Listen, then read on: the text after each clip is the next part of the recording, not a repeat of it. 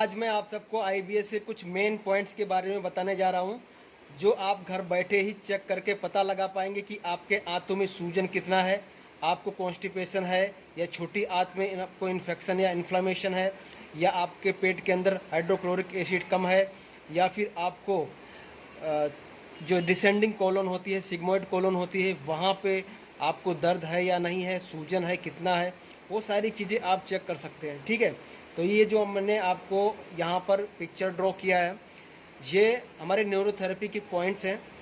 ये हमारी नेवल होती है। तो सबसे पहले किसी को जब आईबीएस होता है तो हम लोग न्यूरोथेरेपी में सबसे पहले उसकी नाभि चेक करते हैं। ठीक, नाभि कैसे चेक करना है वो हमें बहुत ज़रूरी है जानना, और बहुत कंपलसरी है कि आईबीएस पेशेंट को पता होना चाहिए कि उसकी नाभि कहाँ है।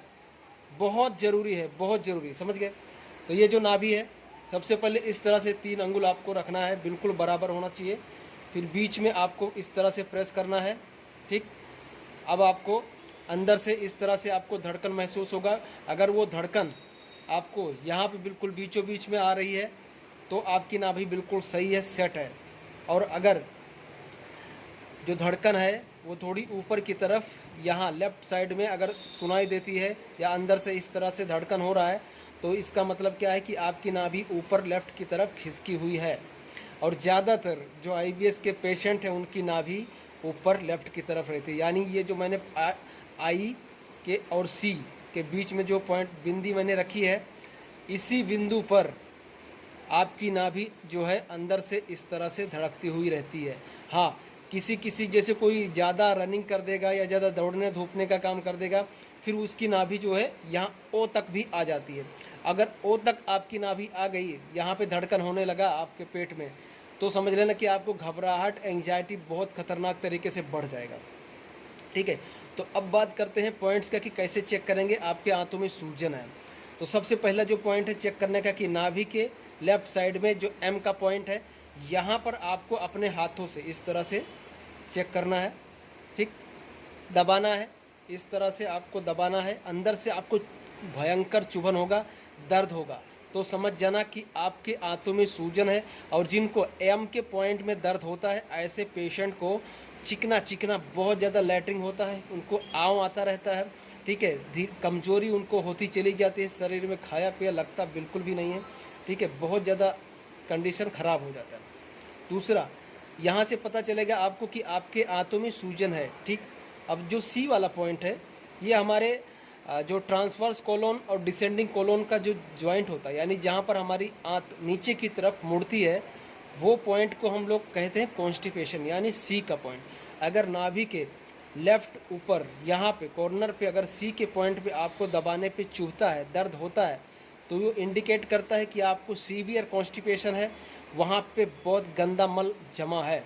ठीक है, इसीलिए आपको यहाँ पर दबाने पे दर्द होता है और वहाँ पे आंतों में सूजन हो चुका है, इसलिए वहाँ पेन है। दूसरा, नाभि के बिल्कुल आप ऊपर आई के पॉइंट पर अगर आप चेक करते हो इस तरह से, तो ये हमारी छोटी आंत का पॉइंट है। ठीक, तो यहाँ पर अगर आपको दर्द हो रहा है तो समझ लेना कि आपको खाया पिया लग नहीं रहा है। जो हमारी स्मॉल इंटेस्टाइन है वो इरिटेट है, उसमें इन्फ्लेमेशन है, सूजन है। ठीक है, तो उसके वजह से यहाँ पे आपको पेन होगा। ठीक, और अगर ओ, ये जो मैंने आपको नाभि, ये नाभि है, नाभि के 2 अंगुल ऊपर, या किसी का पेट थोड़ा लंबा है तो 3 अंगुल ऊपर, ठीक, 2 या 3 अंगुल ऊपर यहाँ पे अगर दबाएंगे, अंदर से अगर चुभ रहा है, आपको दर्द हो रहा है, बिल्कुल सीवियर पेन होता है। ठीक है, दबाने के बाद पेन की बात कर रहा हूँ, ऐसे पेन हो रहा है वो क्या है वो भी मैं अभी बताने वाला हूँ। ठीक है, तो अगर दबाने पर ओ के पॉइंट में आपको पेन है, तो इसका मतलब क्या है कि आपका स्टमक के अंदर हाइड्रोक्लोरिक एसिड कम है। हाइड्रोक्लोरिक एसिड जब कम हो जाएगा तो हमारे पेट के अंदर सूजन हो जाता है। ठीक है, और जो किसी किसी को गैस्ट्राइटिस होता है, ठीक है, वो भी इसी वजह से होता है। ठीक है, तो वो सारी चीज़ें होती है। हाँ, अब मैं बात करने वाला हूँ कि जिसको बिना कहीं पे प्रेस किए अगर दर्द हो रहा है तो वो क्या है। ठीक, अब यहाँ पर ज़्यादातर जिनको गैस्ट्राइटिस होता है वो उनको मीठा मीठा दर्द होता है, समझ गए। पेट आपका खाली रहेगा तो यहाँ पे आपको दर्द ज़्यादा महसूस होता है। ठीक है, तो आप समझ जाना कि आपको गैस्ट्राइटिस है। आपको 10,000 12,000 रुपया एंडोस्कोपी करवाने की ज़रूरत नहीं है, ठीक है। तो आपका 10,000 12,000 रुपये बच जाएगा, एंडोस्कोपी कराने से बच जाएंगे। अगर नाभि के 2-3 अंगुल ऊपर यहाँ पे आपको बिना दर्द दबाए, बिना यहाँ पर टच किए आपको मीठा मीठा दर्द रहता है, या खाने के बाद में ज़्यादा दर्द होने लगता है, या खाली पेट ज़्यादा दर्द होने लगता है, तो समझ जाने का कि आपको गैस्ट्राइटिस है, ठीक है। आप गैस्ट्राइटिस का ही ट्रीटमेंट आपको कराना है, एंडोस्कोपी कराने की ज़रूरत नहीं है।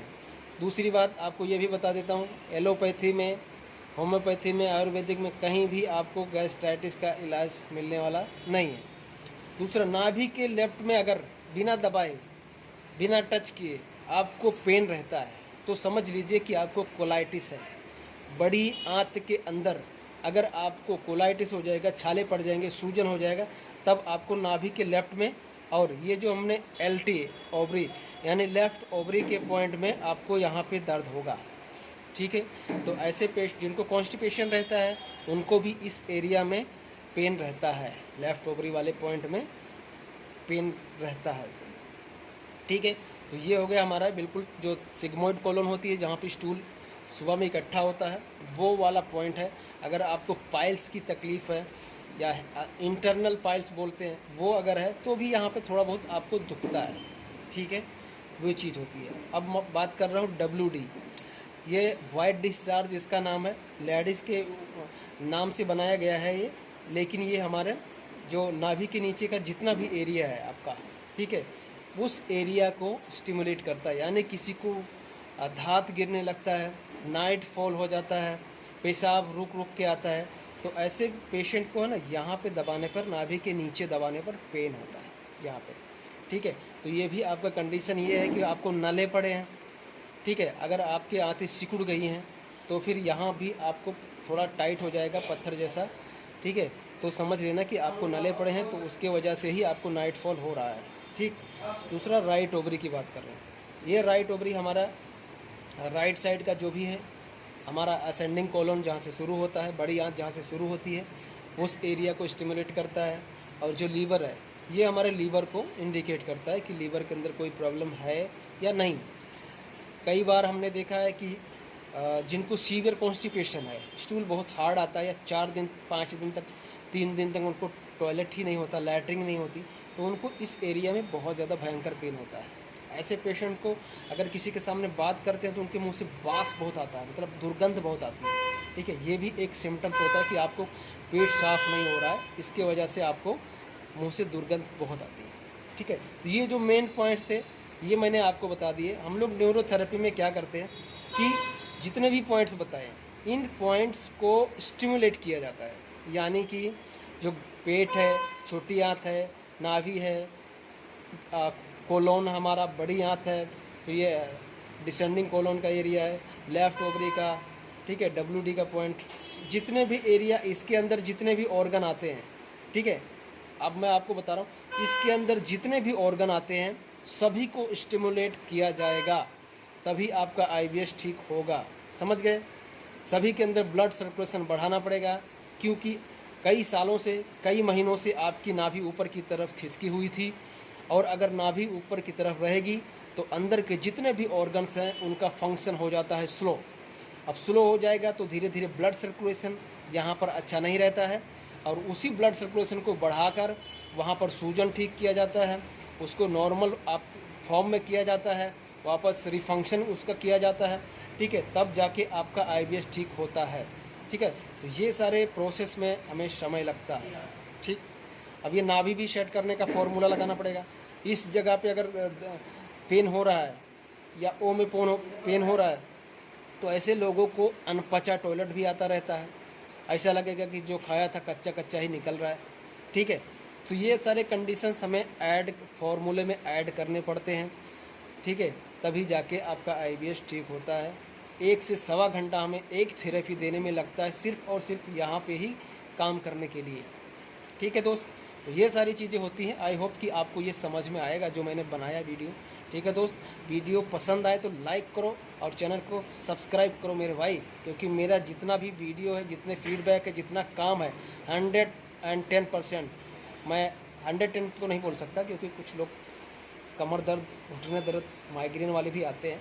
तो मैं कहता हूँ 99.9% मेरा IBS पे ही काम चलता है। ठीक, तो उसके लिए अगर आप IBS पेशेंट हैं तो ये चैनल आपके लिए ही है। इसको सब्सक्राइब करो और वीडियो को लाइक करो। ठीक है दोस्त, धन्यवाद।